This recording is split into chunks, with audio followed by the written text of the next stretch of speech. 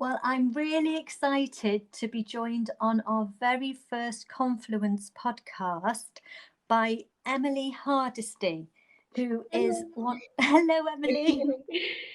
And Emily is one of our very talented vloggers, of which we're very grateful. She volunteers and shares lots of different stories related to river ecosystems for us. And we'll talk about that a little bit more soon, Emily. But yes, thank you so much for joining us. I'm so Hello. glad you can be here with us. No, it's lovely to be here. It's wonderful. So we're here really to just chat about all things river related and why people love their rivers, why we love rivers, why we think they're important, and what do they, what they bring to people, and what we can, get from them enjoyment wise, and all of those things, how it's all interconnected. Yeah. So for you, Emily, can you tell me how you came to fall in love with rivers? Well, there's so many reasons why I love rivers.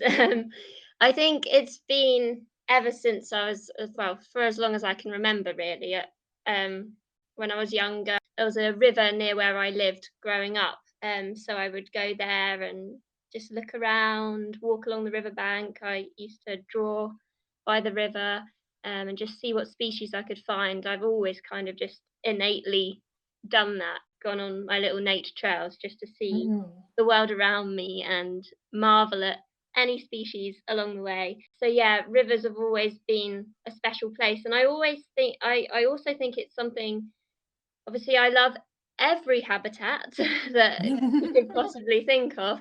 But I love the fact, I think it's with rivers are both very close to the land, and as well as obviously you've got the water, so it's kind of that mixture of like the flowing water and then the lovely riverbank with the trees and everything like that. So it's just that Mm. very kind of, you got the aquatic and the terrestrial just very close, like kind of intertwined and connected together. And I yeah, I think that's probably another reason why I particularly love river habitats as well as any other. A source of sort of creative inspiration as Yeah, well. And if yeah, definitely.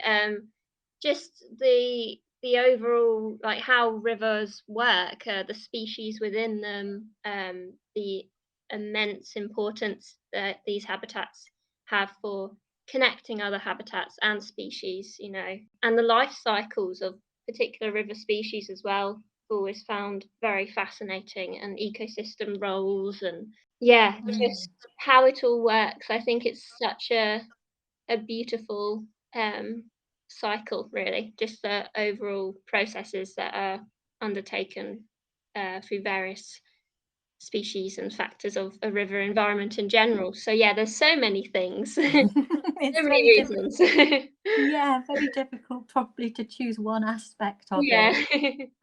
And you've gone on to actually study biology, is Yes. that correct? Yes, yes. So I did my BSc honours degree in applied zoology, and I've just finished my research masters in marine biology. Um, yeah, and I think that also kind of shows with my degrees as well that I could never really settle on one particular habitat um, or species. Obviously, with the honours degree, with being the zoology, it's kind of like an all round, and I could look at lots of different things. And Mm. obviously, with the marine side of things as well, immensely fascinated in that.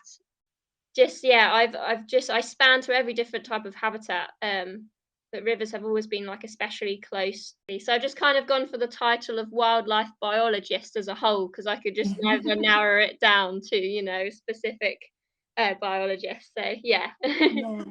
But I suppose in a way that's reflective of you as you've explained sort of the connections between the different habitats, the land Yeah, and the water and the species that live on within or on or nearby, yeah, but also from the human perspective of how rivers have connected people, I yeah, guess through history as well. I yeah. mean that they play a huge part in our lives, don't Yeah, they? definitely. I mean, this is another reason why I love river environments, because the connections just span to so many levels, really. Obviously, you've got like the ecosystem connections, like different species, like beavers and the salmon, and then obviously the river insects and all the important links that they kind of hold within the food chain, and do for the health of the river environment, and then other environments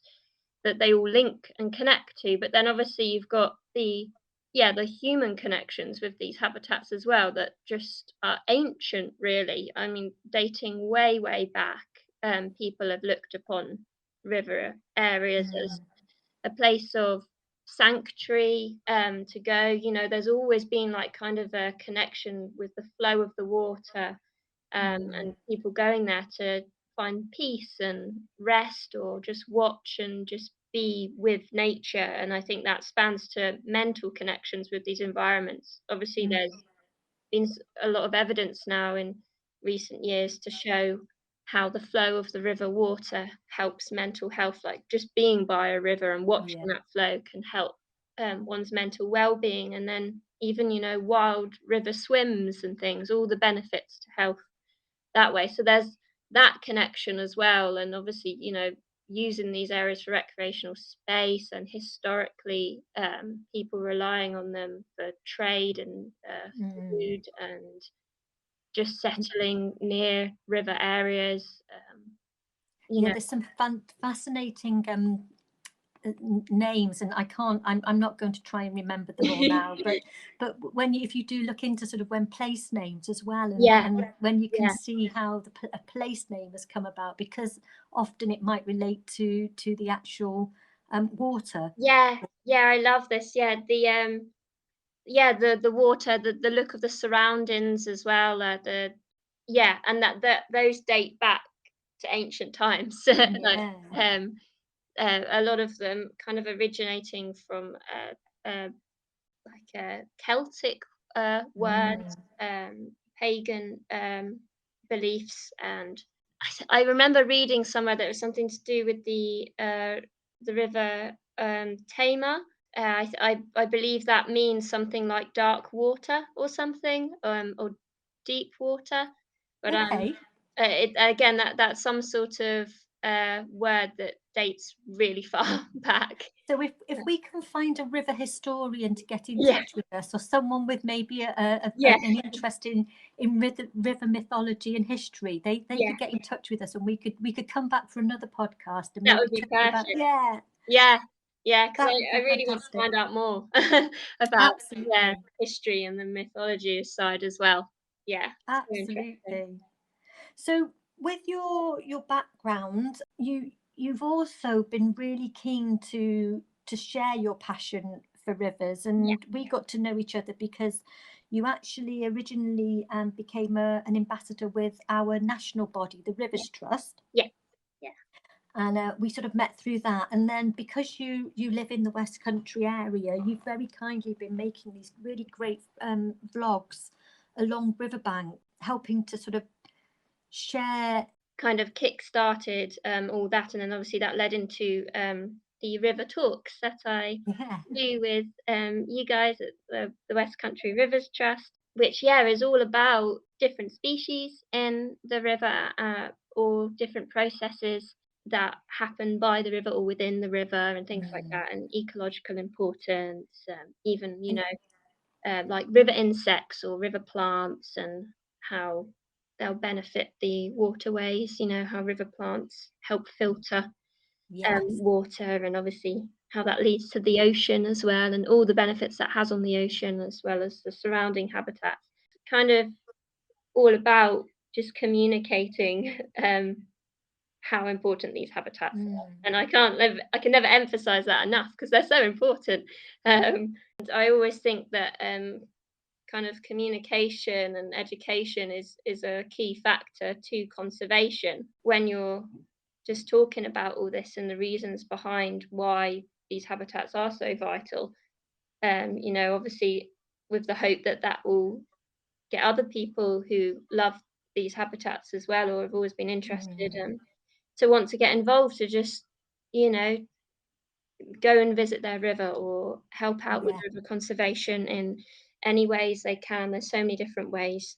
So yeah. absolutely. Absolutely. I mean, we have you saying that we have, people join us, and they become citizen scientists. So Yeah, that's a huge sort of part of, like you say, sort of trying to help people understand their rivers. I think sometimes, I guess, just because of the society we live in, we're very, very fortunate to have water on tap, yes, yeah, most of the time.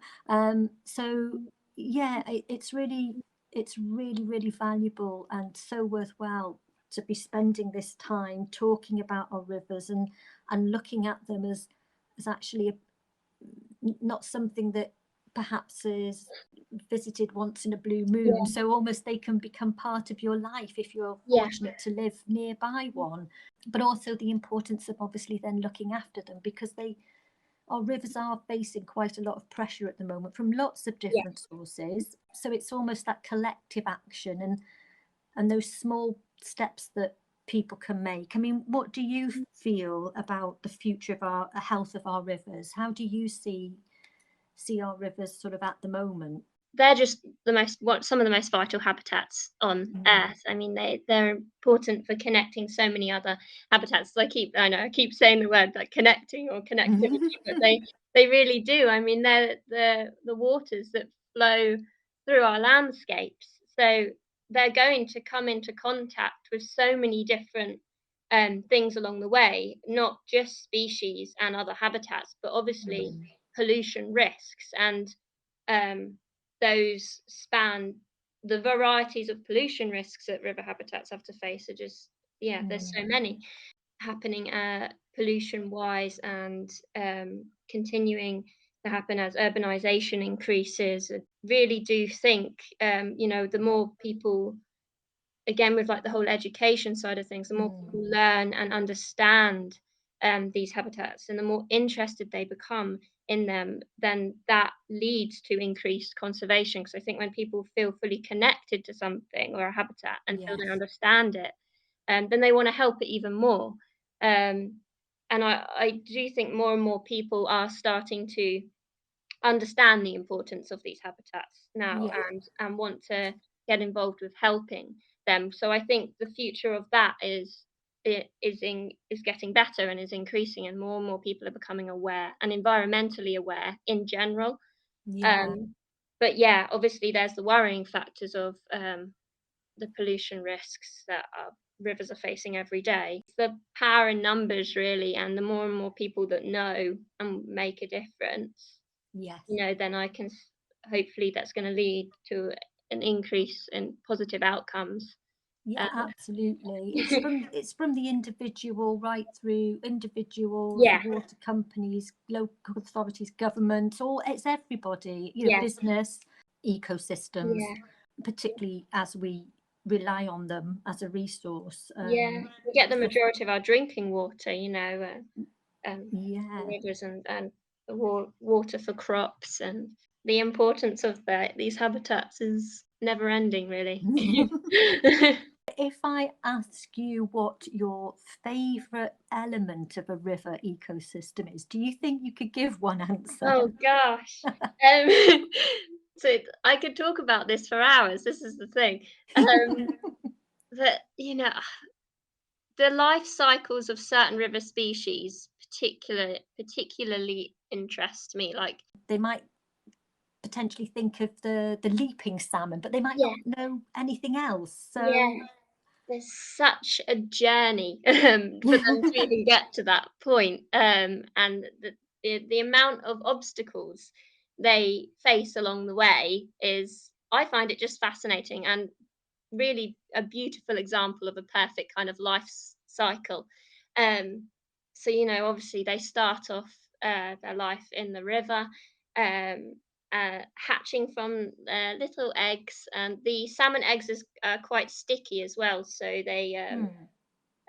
well, I suppose you could start talking about it from the adult salmon in the ocean and then migrating back to the river, or you could start talking about it from when the baby salmon hatch in the river. So we'll go from that end of the Okay. cycle. Um, obviously, yeah, their eggs are quite sticky, so that helps the eggs kind of stay on the river bottom.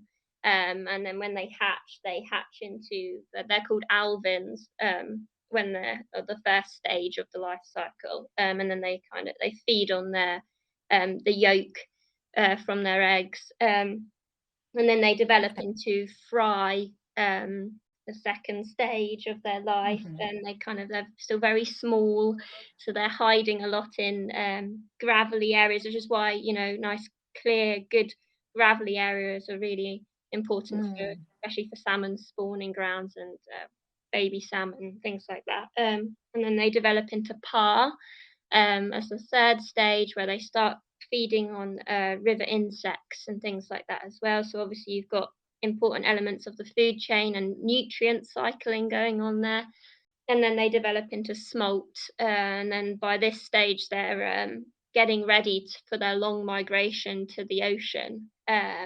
They undergo different changes. Their organs undergo transformation so Mhm. that they can adapt to go from freshwater river habitats to the saltwater marine environment. And it's a long migration there, and they will, face many challenges along the way just to get there. I mean, when they're out at sea, it depends how long they stay out at sea. Sometimes it's a year to 2 years to 4 years.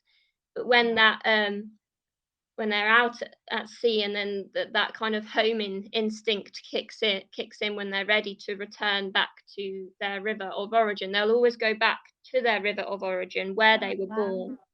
born, which is very interesting. They use pheromones, so the smell of their river Okay. environment to help them migrate back to their river of origin, almost to the exact area that they hatched from. I find that amazing. Obviously, there's also some evidence, recent years, that's kind of showing that, or suggesting that they use the Earth's magnetic field to also help Yeah. find their way back to their river of origin. Yeah, so that again is just fascinating in itself. But even the Mm. journey that they make back, they're bringing all this important nutrients that they have, gathered from the ocean, from all their years Mm. being out at sea. So in some words, they're kind of like a big nutrient pump in a way. They're bringing all this nutrients now to the river again, Mm. to help the river thrive. And obviously, they have to find their river of origin. They have to face many obstacles along the way. Come in contact with seals and Yeah. dolphins along the way who obviously are looking for their lunch. Their lunch. And even when they get to like the estuary environment, it's risky because of the tidal changes, so they have to time Mm. it all very well, so they can get back to the river. And then obviously they kind of defy gravity in a way and do their big leaps to go back up to their river of origin. Yeah. And then even then, there's the whole spawning process. And a lot of the times after they spawn, so they release their eggs, and then that's then fertilized by the male salmon. Um, a lot of the times, because they've just made this immense journey, and they Mm. haven't eaten the whole time, they don't eat Oh my on this long goodness. journey all the way back. A lot of the time they do die, Okay. but some don't. Some will survive and migrate all the way back Oh to my the ocean goodness. again. But for the ones that do die after they have spawned, Mm.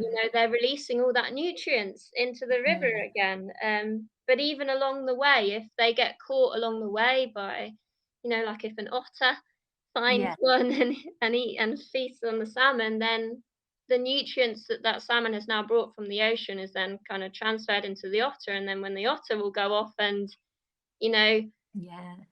poo in the forest, Yeah.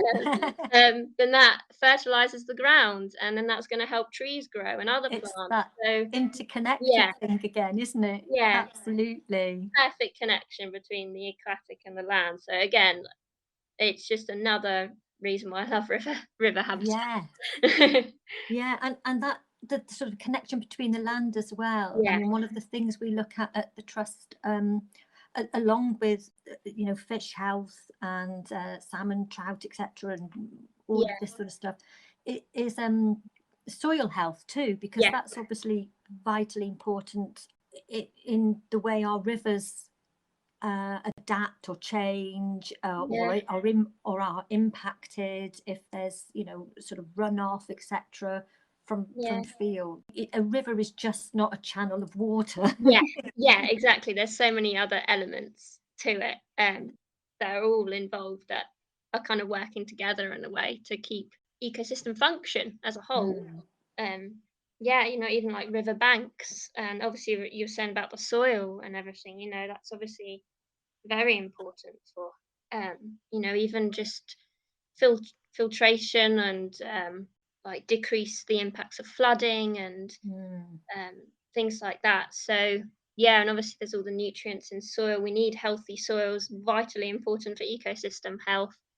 And I think, yeah, soils are often overlooked. it is a great opportunity, like you say, this to talk about the sort of natural world. And I think possibly, given obviously the situation we all found ourselves in last year, I mean, Yeah, I'm sort of talking particularly around where we are in the West Country. yeah, But so many more people, even though they perhaps lived in areas where they could potentially access coastal areas or rural countryside locations, or yeah, even within urban areas.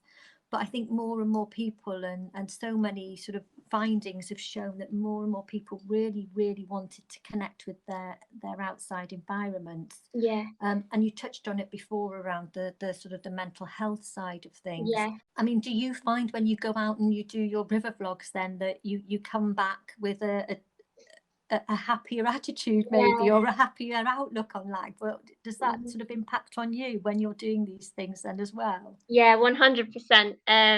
Nature as a whole has always been kind of like a safe haven, for me. It's always, Mm. um, really just feels like home when I'm out in the natural world. So yeah, going out by rivers in particular, I feel the health benefits, particularly mental health benefits. Just even just watching the flow of the river and listening to the sounds and Mm. the scenery and just kind of being with that environment, like being present, being connected, just yeah, really Mm. boosts your mental well-being. And it's such, so many rivers are such beautiful locations as well. And even that in general, just looking around, like there's obviously like metaphorically is kind of like watching like your worries kind of washing away in a way, so I think that definitely links to Mm. your mental health impacts. Definitely, I think there's a lot kind of visually as you're looking at it that really just boosts mental Mm. well-being. Yeah, I feel a lot clearer in my mindset and Mm. just thinking, and just like a boost of energy in a way, Mm. after being around rivers. So for you then, Emily, what do you think's next for you? I mean, I hope that you carry on obviously volunteering with us and Yeah, making your vlogs, and we have yes, of another one course. to share. Yeah. So that one is looking at sort of the more seasonal aspects of the Yeah. river, which is brilliant. So that'll be coming out soon. But yeah, what sort of next steps for you then? Where would you like to go next with your river journey? So I'm really, as I've just finished my the masters now. Literally got the graduation for that in December, so not Oh. long. Yeah, that was really cool, and learnt a lot, and it's just kind of fueled me even more, to continue on with my journey of wildlife communication as a Mm. whole. I love wildlife presenting. I love just speaking about habitats, speaking Mm. about species, and also speaking to people about their interests in the habitats, their love for different environments and species as well. And I really, yeah, as I said before, like I really think it's so important to just talk about rivers and other ecosystems, because the more we speak about it, then the more these habitats are, we're going to help help the habitats, hopefully. So yeah, I think my next journey is kind of gonna go more into, I'm gonna continue on with kind of the wildlife presenting side of things, Mm. wildlife film side of things, so I'd like to continue on with that into the future, And getting, I yeah. believe you're not just, it's not just us that you are kindly supporting with Yeah, yeah. your films, but you also do nature trails. Is that Yeah. right for the Cornwall Wildlife Trust? Yes, yeah, so we do like a little nature trail series. So I've been going to their different reserves, and it's literally I just turn up at the reserves and I see what species I can find along the way. And yeah, just film them and talk about them. Do you Sorry. ever do sort of in-person ones now that we're able to sort of go out Yeah, in a little bit easier? Is that yeah. something that you do? Yeah, so we actually did the first face-to-face nature trail. Yeah, we just walked around the reserve and I just tried to see what species we could find. It is literally like I will turn up there and I put like kind of a little disclaimer at the beginning, like I am just finding what we're gonna find along the way. There's Yeah, not really any like, no guarantees. yeah, so you don't know what you're gonna find, and obviously, I don't know every species. Yeah. I would love to know the name of everything, every species in the world, and but yeah, so I kind of say if I don't know what it is, I will say what I think it could be or what it is related And you can to. always try and find Yeah, out exactly. That's and maybe that's part of, like you say, the whole sort of communicating yeah, about science and nature. Because if you're exactly. out and about in it and you're not sure, then it's an opportunity for those who are with you maybe to go off and discover it for Yeah, themselves. the more Yeah, young people getting involved with it as well. So again, the education side of things is so important for absolutely. conservation as a whole. So yeah. Absolutely. And I'm glad you've mentioned that, because at the very top of our podcast I mentioned that we're going to be sharing this during our festive fundraiser week. Yes, yeah, And that's actually all about trying to help us raise money to support our citizen science volunteers, and those are yeah, people who choose to monitor and survey their local river and help sort of inform us, and it can go on to inform decisions around policy, yeah, but also our education resources as well. Education for me can be it's a lifelong thing. You're always learning, yeah, I yeah, believe. definitely. But if you can start the passion, like you said, with from a young age Yeah, for these wonderful environments that we live in and have access to, then that can last a lifetime, which is brilliant. yeah. If you were going to give advice to someone then wants to sort of get out and about and learn more about their river, and what would you suggest they do? So yeah, I would say find where, your local river is. It doesn't, just local stream, just running area of water. Mm, And get out there and go and just look around and see, yeah, what you can find. Maybe even just like, record what you see. Like that, it's mm, fun to do that. And then as we're saying, like you learn along the way, and then you become even more invested and interested in the habitat itself. Get involved as well, like with your local river conservation organization. There's so yeah, many different ways you could get involved with it's, restoration side of things, or like the CSI, the citizen yeah, science. There's and talking about it with yeah. other people, with your family and your friends. I just love that you're a fan of salmon as well, Oh, because I love often, salmon so yeah, much. But because sorry, Emily, they're not normally the sort of first thing I think people perhaps would think of. They probably go maybe for something a bit more cuddly. Yeah, this is the thing. I love them all, and I was also reading recently. I was learning all about the freshwater pearl mussels, as well, Okay. and like they're amazing. Like they spend some of their life cycle in the gills of salmon and trout. Wow. So again, another species that relies on another. So many Yeah. again within this lovely cycle of nature. Yeah. So many species are relying on other species. Another Yeah. reason why rivers are so important. people want to find out a little bit more about what you're doing now and what you have done, I mean, Yeah. obviously your river talks are for us Yes. are on the Westcountry Rivers Trust YouTube and our website. But where can people discover a bit more about what you're up to? So yeah, I would definitely say my Instagram, which is called Wildling Creature. um, that has kind of everything I'm doing on that. Oh, that is brilliant, Emily. And I would like to say a huge thank you Oh, for being our first guest. thank you. Thank you And for inviting me along. It's been great that's to come okay. along and talk. And a huge thank you for all the vlogs that you've done for us. They've been fantastic. And I will look forward to catching up with you and maybe finding out a little bit more about what happens for you in 2022. Yes, yeah, definitely. No, that'll be wonderful. And yeah, thank you. Yeah, it's been wonderful doing all the river talks with you guys as well. Yeah, I really enjoy Brilliant. doing them. So yeah. Oh, thanks, Emily. Thank Thank you. you.